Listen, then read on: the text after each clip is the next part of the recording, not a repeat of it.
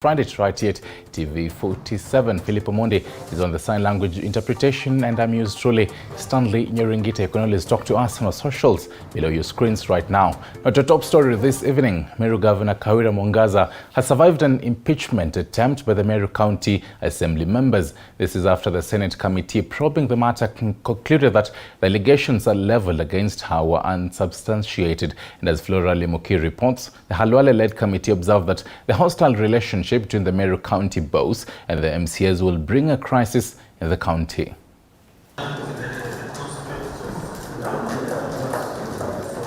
After months of push and pull between Meru Governor Kawira Mwangaza and the members of the County Assembly, the Special Senate Committee has reinstated the embattled governor following her impeachment by 67 MCAs. The Senate Special Committee, led by Kakamega Senator Boni Halwale, said that none of the allegations raised against Governor Mwangaza by Meru County Assembly members could be substantiated or proved by her accusers. The charges, Mr. Speaker, none of them was proved or substantiated. Mwangaza could not hold back her tears after the Senate committee dismissed charges against her. Na ushindi wote ni wa Mungu, maana ameniwezesha siku ya leo.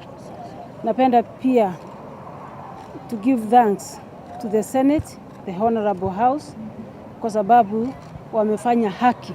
Na mimi kama kiongozi naenda kuunganisha wote tufanye kazi kwa pamoja. County Assembly of Meru, tunawaomba kujeni, support the governor of Meru, support the women leadership.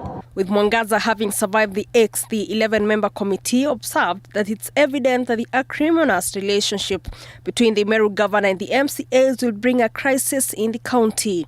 So let this be also a lesson to, devolution, so that moving forward, we are actually pushing for development of counties na tuleti, si kila kitu lazima ifike kwa senators and impeachment.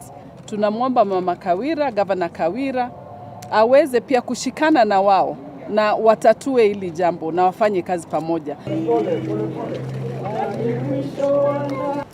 From days to months of accusations and counter-accusations between the members of the Meru County Assembly and the Meru Governor Kawira Mwangaza, finally the Senate committee has reinstated the governor from the impeachment motion, and now the focus lies on the working relationship between the MCAs and Meru County Governor Kawira Mwangaza. Flora Limuki, TV 47, Parliament Buildings, Nairobi. Well, thank you for that, Flora Limuki. Let's jump to some matters health.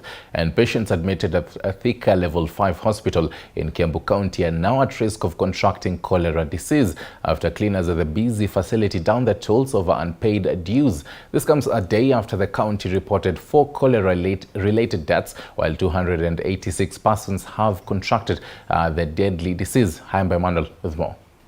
A health crisis is looming in Kiambu County after cleaners at the Thika Level 5 hospital downed their tools just days after cholera claimed the lives of 4 people at the facility, with tens of cholera patients admitted to the facility following a cholera outbreak in the county. For the second day now, the services in the hospital have been paralyzed as the cleaners have downed their tools due to unpaid salaries. Sisi tunataka tu pesa na governor tu ajue hatuna pesa. Acha kudanganywa tumelipwa, hatujalipwa miezi 7. Wengine wetu wamefungiwa nyumba. According to the cleaners, the condition of the hospital wards is pathetic as there's no one to clean them. Sasa mambo na usafi sasa imedhoofika kusema ukweli. Juu wenye wanafanya hawezani na kila kitu. Juu ni wachache kutuliko. Some of them lamented that their bosses have been taking them in circles whenever they inquire about their wages and are now calling on Governor Matangi to intervene. Na ikiwezekana hata huyu governor hawa accountant awaangalie sana. Awaangalie ndio wanasema governor hajatoa pesa. The workers say they will only resume duty if their wages are paid. Haemba Emmanuel, TV 47. Now, the operations of the Modern Coast Express Limited has for the second time this year been suspended. In a press statement Friday, the Cabinet Secretary of Roads and Infrastructure, Kipchumba Murkomen, has directed the Modern Coast Bus Company to ensure that all the passengers who had booked with them are facilitated. Murkomen further stated that he had received a report from the National Transport and Safety Authority, that is NTSA, on the road crash involving a Modern Coast bus registration number T247DKE heading to Mombasa from Homa Bay Bay on the 28th of December this year, which left one person dead and several others injured. According to the CS, the Kisii accident raises concerns on the safety operations of the bus company just months after the River Nithi accident on the 24th July this year, which left 33 people dead and several others injured. Following the July accident, the bus company's license was suspended, and 3 months later it was reinstated after the company complied with all the rules and regulations set. The CS has, however, warned that with the festivities coming to a close and people resuming to their places of work, the government will not hesitate to take stern action against anyone flouting traffic rules.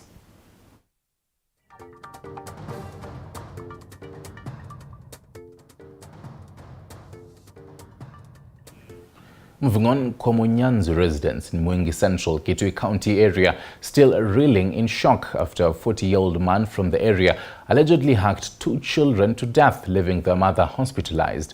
The cause of the cruel act has not yet been confirmed. Police have launched a probe into the matter. The old man attacked a woman and her 2 children, aged 10 and 14 years, with a panga while working in their farm. The child died on the spot, while the other one died upon arrival at the Mwingi Level 4 hospital. According to the father of the 2, the man has been living with the man in the area for a while and that they have never been at the loggerheads, saying they are still in a shock.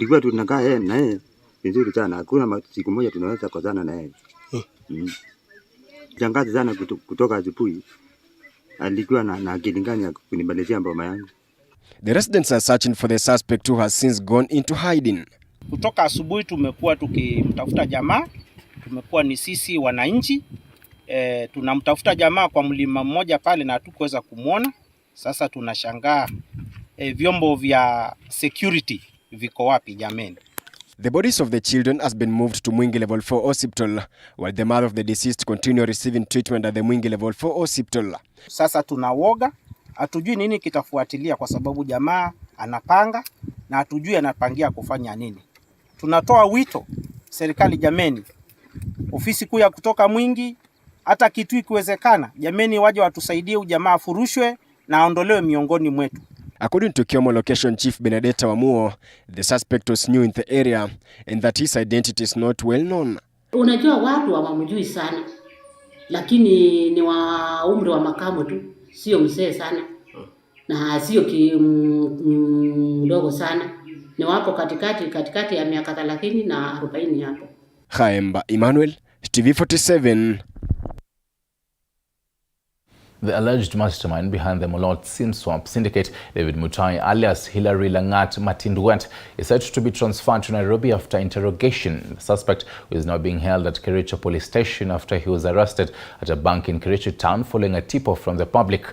According to Rhoda Kanyi, an officer of the DCI in Kericho, 2 other suspects, Justice Rono and Kevin Kiplangat, who are believed to be his accomplices, are also in custody. Mutai was among tens of aspirants who wanted to vie for the Nyangores ward representative post but was unsuccessful.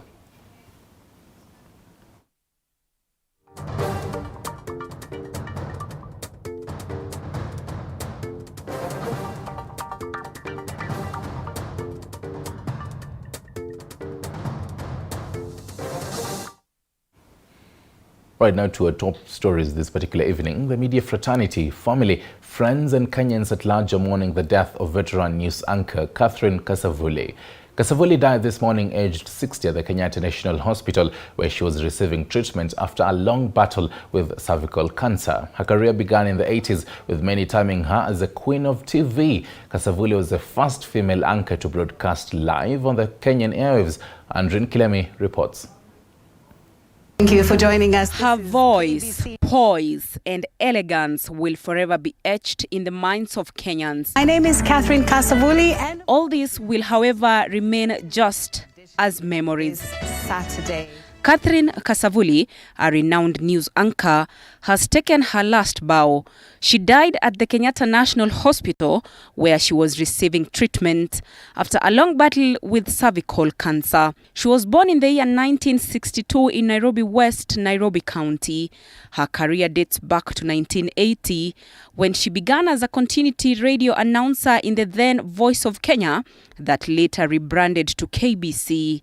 After a few years of working in radio, Kasavuli would later transition to KBC television in the year 1985. In 1990, Kasavuli joined the Kenya television network KTN and was among the founding team at the first privately owned television station in the country. She became the first female news anchor to broadcast live, a shift from the previous pre-recorded format. After 17 years of anchoring at KTN, Kasavuli moved to Citizen TV in 2007, where she worked as a corporate affairs manager and a news anchor. In 2008, Kasavuli was awarded the Order of Grand Warrior by the late former President Mwai Kibaki. After a 8-year stint at the Royal Media-owned television, Kasavuli retired from anchoring.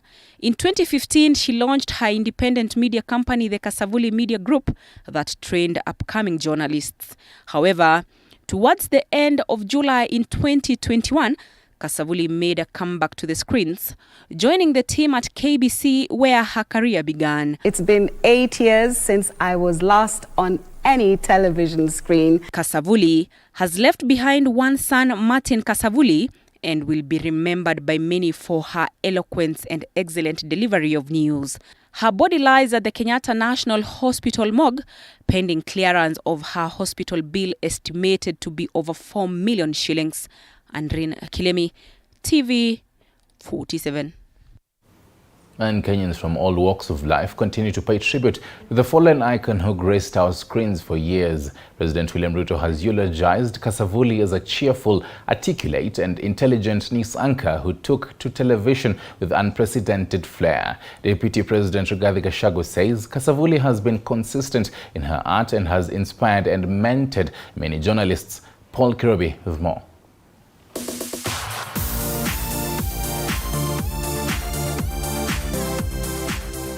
International Women's Day. Today is just a wonderful, wonderful day. In a statement, Acting Managing Director of the National Broadcasting Corporation Samuel Maina confirmed the news of her demise, stating that the veteran broadcast journalist breathed her last at the Kenyatta National Hospital at dawn on Friday after a battle with cervical cancer. The news of her death has sent shockwaves not just to her family but also political leaders in the country. President William Ruto, in his tweet on social media, termed Kasavuli as a journalist who was cheerful, articulate, and intelligent news anchor. His Deputy President Rigathi Gachagua says Kasavuli was consistent and a journalist who inspired and mentored many journalists. Prime Cabinet Secretary Musalia Mudavadi, in his tweet, says Kasavuli bonded with generations of Kenyans and inspired many budding news persons in her time as a news anchor in various stations. Other leaders have sent their condolences, terming her as a legend who will be remembered in the years to come. Kasavuli returned to working with Kenya's National Broadcasting Corporation since 2020, where she was hosting the Legend Edition show every weekend. Since the 1980s, Catherine Kasavuli was known as a TV queen who played a significant role in Kenyan media industry and inspired many women and the upcoming journalists in the media industry. Before retiring in 2015, she was one of the first anchors to host a live television program for a privately held TV station in the 1990s. Paul Kirobi, TV 47, Nairobi. True Queen, long live and rest in peace, Catherine Kasavuli. Now to some other matters and matters security. The county government of Elgeyo Marakwet has launched the use of technology in bid to mitigate banditry along the Kerio belt. Elgeyo Marakwet Governor Wesley Rotich has delivered a drone that will manage security surveillance. Infrared capable gadget which was tested and can travel to a radius of 10 kilometers and can also operate at night and cloudy conditions. This story was produced by Julius Sapete. For several years, the security personnel and the residents of Kerio Valley in Elgeyo Marakwet County have been having sleepless nights due to the runaway insecurity in the area. But that will soon be a thing of the past following the introduction of drone technology in the area that will monitor activities to ensure safety. The battery is already uncertain, but I want to report. Kerio Valley residents have welcomed the installation of drones, saying they have been living in fear following the incessant attacks by bandits, noting that the move will end the bloodshed and deaths witnessed in the area. You know, issue of insecurity imekuwa ni donda suku sana huku kwetu na imekuwa ikitusumbua tangu zamani sana. Atusaidia sana. Unajua sasa wakati watu wanakuja vita ama kuiba au ungejua ni njia gani wanapitia, inaweza kuwa nyinyi mmeenda malishoni huku na washaenda the other side. The county government of Elgeyo Marakwet has reverted to the use of drone technology to help them fight insecurity in the area.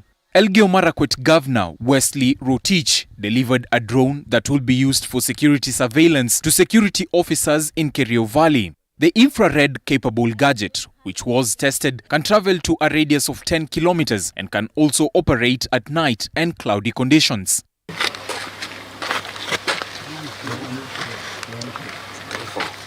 Elgeyo Marakwet Police County Commander said the drone will help in monitoring security across the Kerio Valley belt.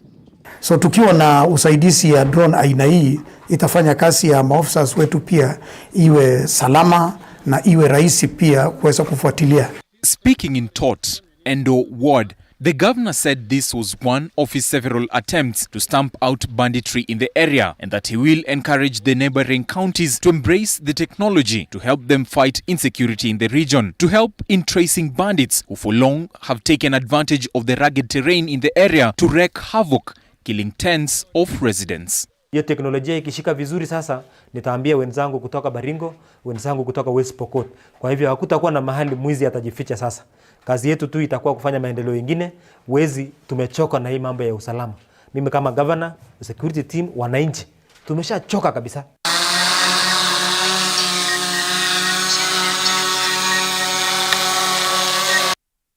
Right, listen to this next story.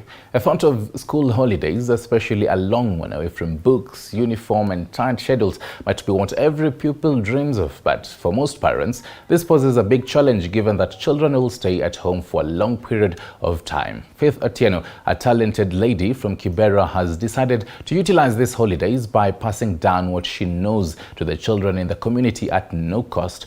Nashin Kabale with more. Most parents in informal settlements cannot afford school fees for their children, leave alone the tuition fee for their children, like other able parents will do during the extended holidays, aimed at engaging and keeping their children busy during the long holidays. As a result, many children are neglected and run the risk of developing problematic behavior such as abuse of drugs. However, Faith Atieno, a visual artist, has launched an initiative that will break the trend of abuse of drugs and teenage pregnancies in children living in informal settlements by mentoring young people to explore a career in art. At the heart of Kibera, we meet the founder of an organization called Art 360. Art 360 is a hub where children from the age of 4 assemble daily for free art training. Mimi nimelelewa mtaani, nikiwa mdogo sikuwa na space yenye naweza feel free kwenda kuji express, especially kuja kwa creativity. So after kuwa nurtured na kufeel niko empowered na niko ready kushare, nilikam Kibera nipatie my youths watoi space yenye watakuwa free na wa express kenye iko ndani yao. As the name suggests, Art 360 is a hub for various art forms, conveniently made and found under one roof. Apart from kukuwa na studio hapa Kibera, sisi communicate, tuna educate through murals. Murals ni kuchora kwa ukuta. Alafu pia tuna recycle, tunaenda kwa garbage penye takataka imewekwa mingi, tunachukua makasuku, machupa, tuna decorate, alafu tuna display. Kibera is a host to an array of talented individuals, and so many children have shown their interest coming here during this long holiday. You can't limit them. Yeah, once mtoi amekaa na amebambika, next time atakuja na best yake, next time akuja na best yake, so you find the number keeps increase by the day. Nilijoin at 360 in the year 2020 around March.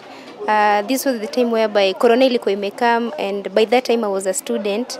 So when Corona ilikam in, I didn't have to go to school that time. So ndo nikamit one of my friends mwenye pia he's one of the artists kwa at 360, akaniambia there is a gallery uko Kibera and I have to go there and see what they do. So when I came in at 360, I just loved everything I saw, and I said that I want to challenge myself na pia mimi nianze kuchora. So venye nilianza, of course haiku inatokea poa venye nilikuwa natarajia, but with the time and practice at least sai kuna wenye anakuja asubuhi in shifts kwa sababu we can't contain them because of the space, so they come in shifts 1 hour au wengine wanakam tena wengine. Apart from drawing on canvas, these children are playing a major role in environment conservation around their homes. Kama hii nimetumia mabati alafu ndani nikatumia box kufanya hiyo internal shaping, then external nilitumia mabati. Ukiangalia chini like sasa hapa unasema ni kama reusing something yenye imeharibika, kama hii ni mbao, then nilitoa kwa toika yenye imeharibika tiles. Alafu kuna mpaka lighting system na music kwa ndani. While walking around this Kibera street, I was shown some of the murals that carry a message for the members of the society. What you see is a work of collective ideas of different children who are part and parcel of this organization. Imagine tomorrow ilikuwa project ya watoi. Tulikuwa tunaangalia maji na sanitation Kibera. Juu most of the time tunapata hatujui kuhandle garbage zetu na maji zetu zimechafuliwa. So kwa natafuta venye watu hii wanafikiria about hiyo nature yenye tuko nao sahi. So kwa think about tomorrow. Venye wanaona kesho itakuwa, waka make sketches, then baadaye tukaenda kwa ukuta tukachorea Kibera kenye tunafikiria about kesho. Na ilikuwa beautiful juu watu wengi walikuwa attached wakiangalia the other side of Kibera. Owen Jones has been coming here during all school holidays, and he tells us that he was totally green while joining this organization, but now he's one of the best in this field as per their trainer. Niliingia hapa nikiwa na miaka 12. Hadi sasa at least naweza tumia paint. Shukuru tu kwanza watu wa 360 wenyewe wanasaidia watu hii huku nje sana. Jenye sasa hiyo niza pata boy kama mimi hivi size yangu. Sasa hiyo wezi pata kama hazinana kitu ya kufanya. Sasa hiyo wengi wao wamejiingiza kwa hizo drugs nini, mambo zingine tu. Admina thank to 360 juu yenyewe wamesaidia watu wengi sana. Yenyewe ukiona hawa hadi kwa watu wenzangu hapa. Wao ushinda tu hapa.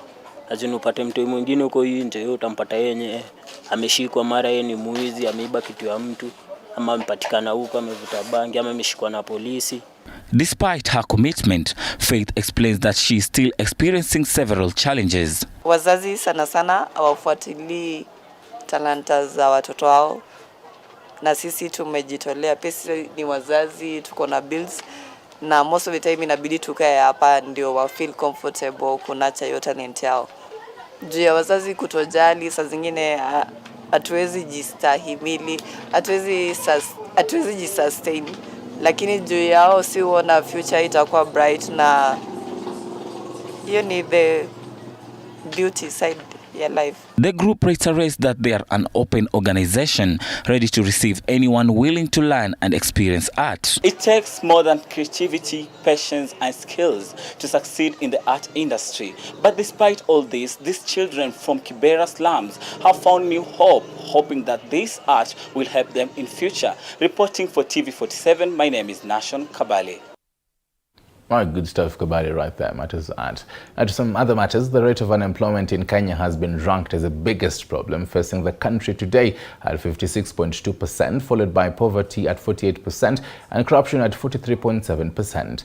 The latest report by the Ethics and Anti-Corruption Commission, that is the SEC, released on Friday shows that 6 out of 10 Kenyans would rather not report a corruption incident. And as Michael Gongo reports, most Kenyans decided not to report corruption and other related unethical practices for fear of harassment and victimization. The Ethics and Anti-Corruption Commission EACC on Friday released its latest National Ethics and Anti-Corruption Survey report covering the year 2021. The survey utilized various data collection methods, including a representative nationwide household survey of 600 clusters, with a total of 5,847 household respondents, drawn from all the 47 counties. In the report, the rate of unemployment in Kenya was ranked first as the biggest problem facing the country today, at 56.2%, followed by poverty at 48%, and corruption at 43.7%. Most Kenyans decide not to report corruption and other related unethical practices for fear of harassment and victimization following concerns of potential harassment and reprisal. 57% said it is due to the long distance to the reporting places and authority, while another 56% let go due to the long and complex reporting process.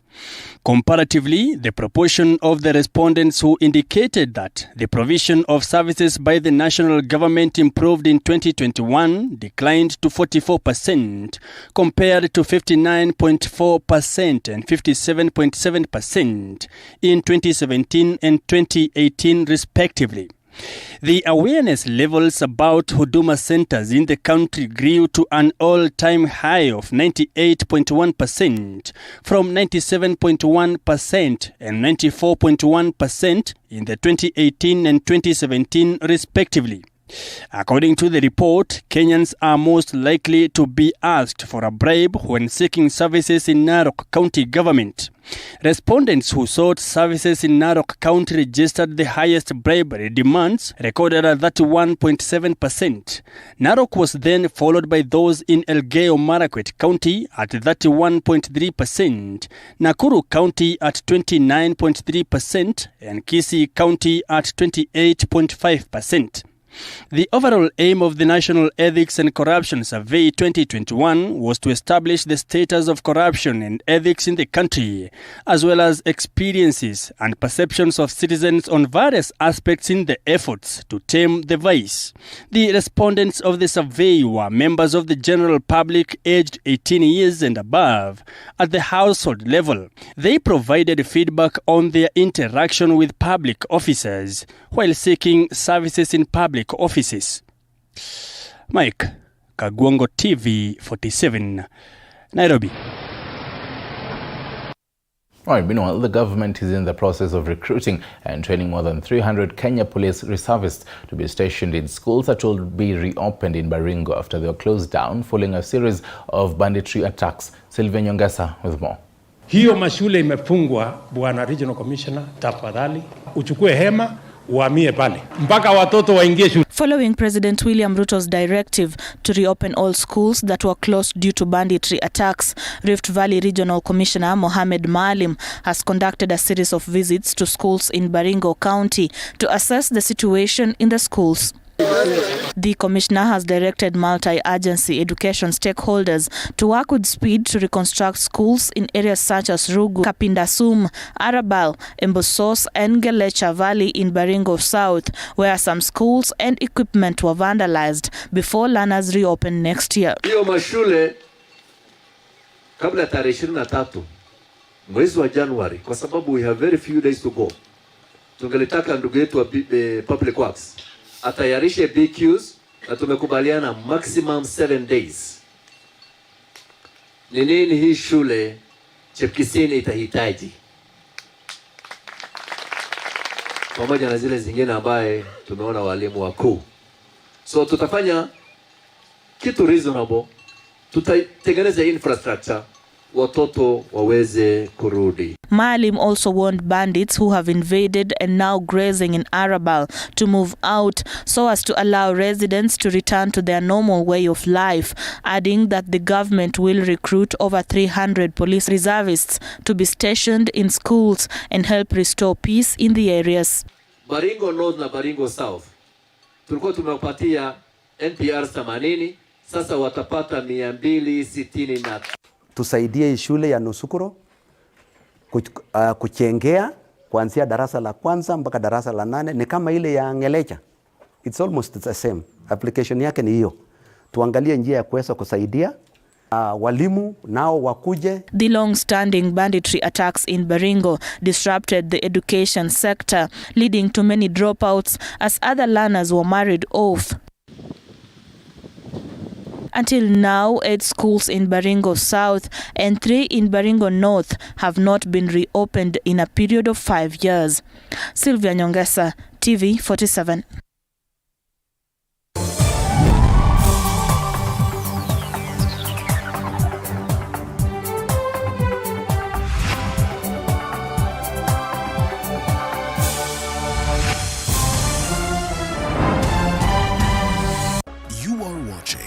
TV 47, the home of untold stories. Karibuni sana, karibuni. Niwauzie? Ugali matumbo batia mimi. Ugali matumbo! Na wewe? Ipe wali maragwe? Wali? Wewe, mchele madendo hapo! Na nilikuwa nataka kaomena na kadoma.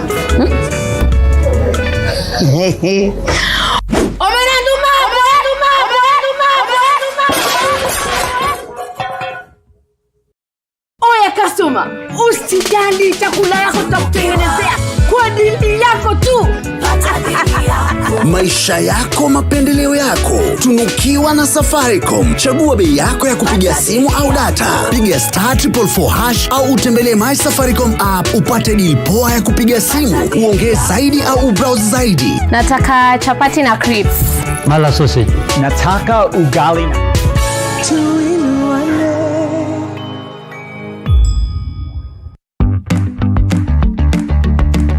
The secret to an instant glow and spotless skin. Acne C10 is a 10% pure vitamin C serum that effectively fades dark spots and clears dark patches. With a unique formulation, it is quickly absorbed deep into the skin to give optimal results. Acne C10, 10% pure vitamin C serum, safe on all skin types.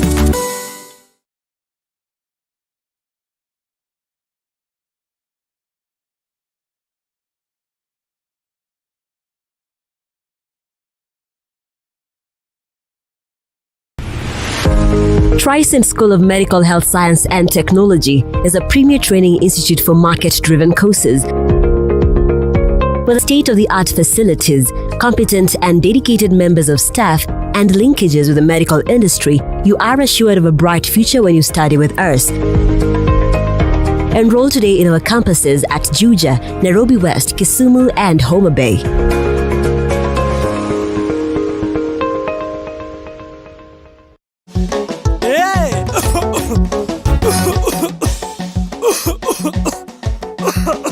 Kaluma King Herbal Lozenges zinazo nguvu maradufu kutuliza kikohozi, vidonda vya koo na mafua. Kaluma King ni shwari. Chika mama huyo muharifu kaiba kuku zangu, vifaranga wangu na mayai zote pia kabeba. Haya, chika mama huyo. Maumivu yakizidi, muone daktari. Imagine starting your academic journey here at the foot of Mount Kenya. A place where you can call home. A place where we celebrate our diversity and uniqueness. A place where you can be at your best, at work and at play. That place is Embu College.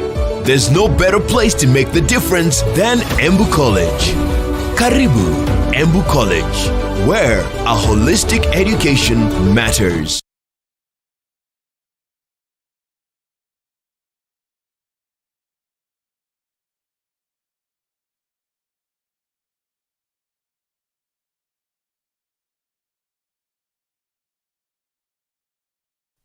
You are watching TV 47, the home of untold stories.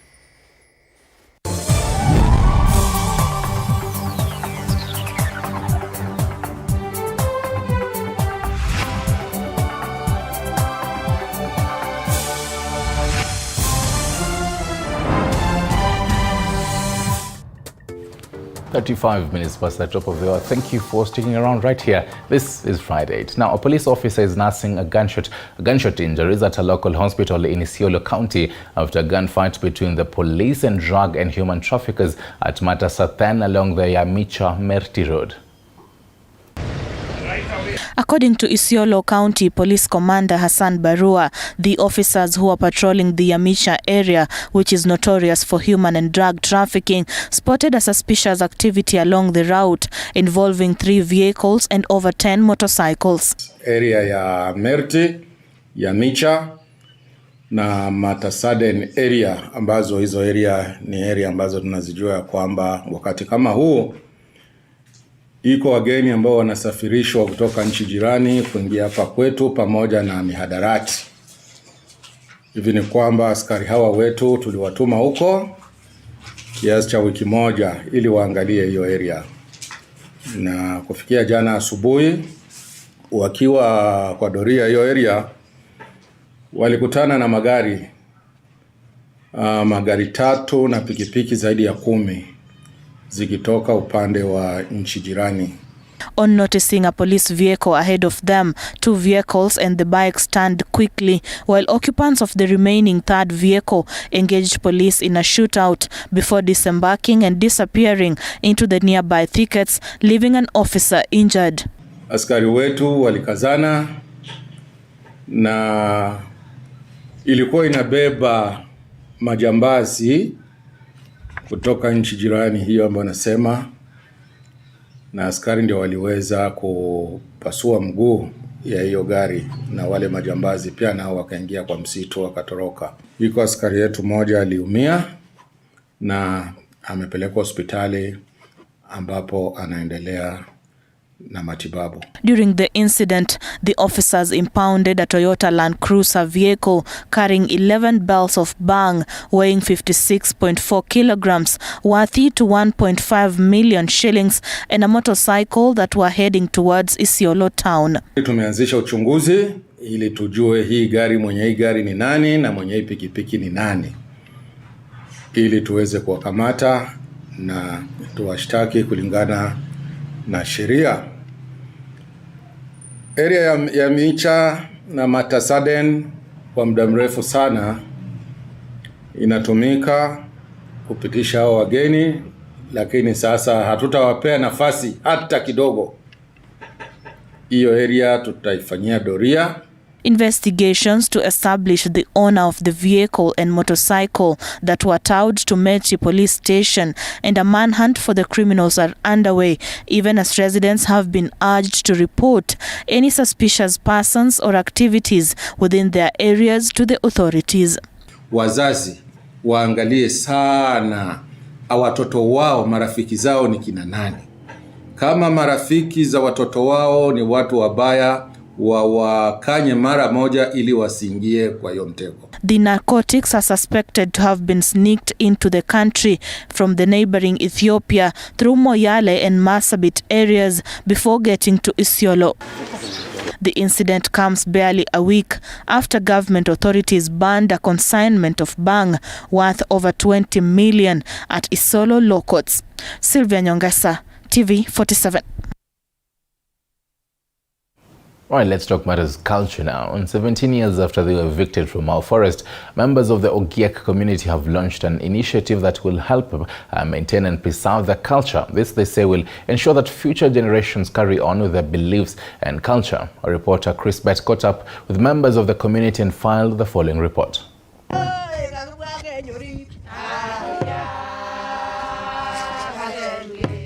17 years after they were evicted from the Mau forest, the members of the Ogiek community have launched an initiative that will help them preserve their culture and heritage. At Kiben village in Nandi County, the senior members of the community are eager to pass down the cultural norms that face extinction threats following an eviction of the Ogiek community from Serengonik Forest, among other forests in the county.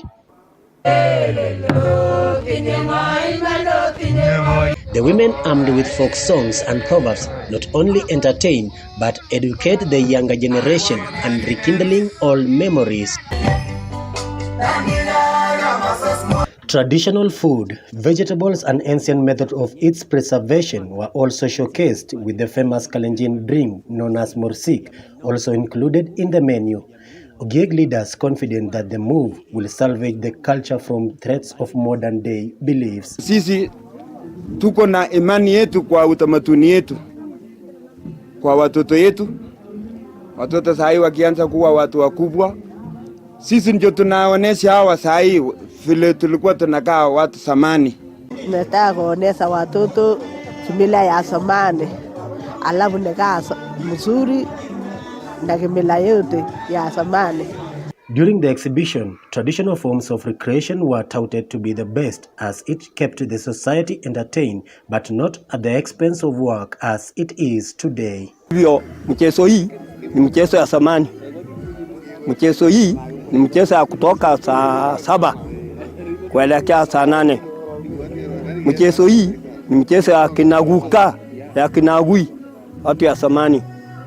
Hawa ndio walikuwa wakitoka mbusi, anakuja ngojea lanji, mama anapika kwa ndani na yeye yako nje chini ya miti. Hasa hii mchezo ndio lichimbiwa hapo. Alafu baada ya kwenda kunywa pombe ni hii. Hakuna haja ya kwenda nyumba ya mtu, anakunywa pombe hapa.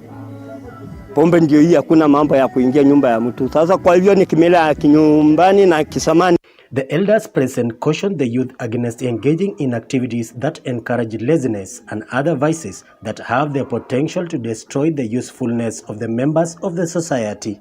Naambia vijana, nataka waige vijana wetu wacheze kama vile wanacheza. Msipende zaidi kucheza kwa mambo ya pesa, sababu naye pesa, kama una pesa, unajua mtu anaweza cheza na pesa, lakini kama una pesa sasa mnaanza kupigana. Lakini yetu tunacheza, kama unashindwa